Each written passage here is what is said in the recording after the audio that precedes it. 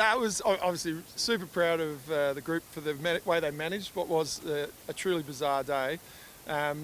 We actually, our head of high performance was away today, so we had one of our younger guys filling in the role, and he had to run 7 warm-ups in his debut.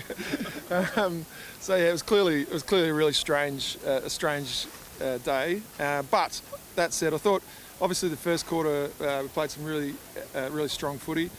Into the wind, still in pretty average conditions, still able to move the ball a little bit, which was good.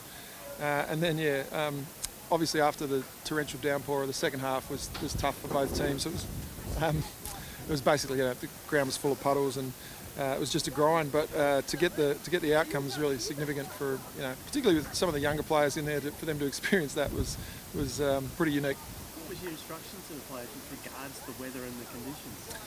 Yeah, well, as much as possible, we just said, look, let's, as you're always trying to do, control what we have control over, and don't let the distractions of the day take away your focus. So from that perspective, that was probably the most pleasing thing, was that our ability through what was, these unique set of circumstances to then keep coming back and playing pretty decent footy.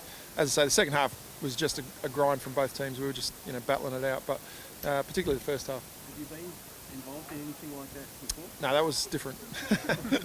I did say to the players, I've been involved in footy for probably a little bit too long, but that was the most bizarre day of footy I've been involved in. How was it? What was, I suppose, the mental approach between that first quarter and second quarter? It was a 40, 43-minute break. How did you, I suppose, keep the girls level-headed and... they're a pretty relaxed group, and we'd already had the experience of the game being pushed, so it basically took the same approach, which was to say, well, we know it's going to come at some point, but until 15 minutes before that, there's not much value in sort of getting excited about what's ahead. Just relax, and they do that pretty well. So that was okay. There was a bit of lightning around sort of 30 seconds before the quarter time. Were you starting to get a little concerned that? It was. Yeah, obviously we saw the flashes. It's hard to know exactly how far away that is, but. Once we saw that, it was pretty clear that we were going to be going off again, and I just wasn't sure whether they were going to call it straight away or wait for the break. They waited for the break. I guess, in the end, good. It worked out okay. How does a game like that, I guess, set you up for a preliminary final? How does is that going to have? Even though it was obviously tough conditions, because we had so many breaks, it probably wasn't as taxing as it potentially could have been if it had been a continuous game. So physically, I think we'll be okay. I think I'm not sure if it's been announced, but we'll probably end up with a 6-day break. But we're at that point of the season where, your training weeks are fairly managed anyway. So I think we'll come back physically pretty well. As I said, probably the best thing for us is, a number of the younger players to experience a win in a final and a little bit of belief off the back of that. And then probably just, some of the footy we played in the early parts of the game.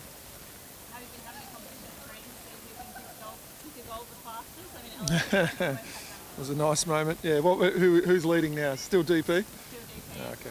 Yeah. Nice to get a good start. I thought Eloise. Obviously, when Chelsea went out, we just had to shuffle things around a little bit, and so Eloise went forward. Clearly, she's played that role, early in her career, and I thought it was an impactful game. Probably wasn't ridiculously high possessions, but she's an impact player. Yeah, it was a bit of an anomaly. I mean, coaches probably don't really count, does it? It's sort of, I suppose, I haven't got sacked yet, so that's probably, that'll come one day. I hear they were begging to have you in the circle and you didn't jump in. No, not mad on the circle. Maybe at the end of the season, if you can get to that game, then that's probably a good time to be in the circle. Are you confident Chelsea will be good to go next week? Oh, absolutely. Yes. I'm very confident. So that was it's been an interesting week, obviously, and topped off with one of the stranger days, as I said, that we've been involved with. How was Chelsea watching the game, obviously knowing that, in her mind she should have been out there? She's been pretty good. I mean, obviously, it was a bit obviously disappointing for her, but once the decision had been made, she just got focused on helping her teammates. And the positive is she'll be fresh. A brave face ahead of the contest, as I can understand, but was there a bit of angst inside the club about how the decision came to be made?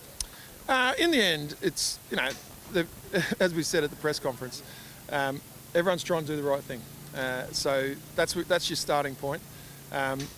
In this actual instance, you can see that the player was cleared clinically and was in good shape. So it's really challenging. But when there's a protocol in place and the powers that be assess that she shouldn't play, then in the end you just have to run with it.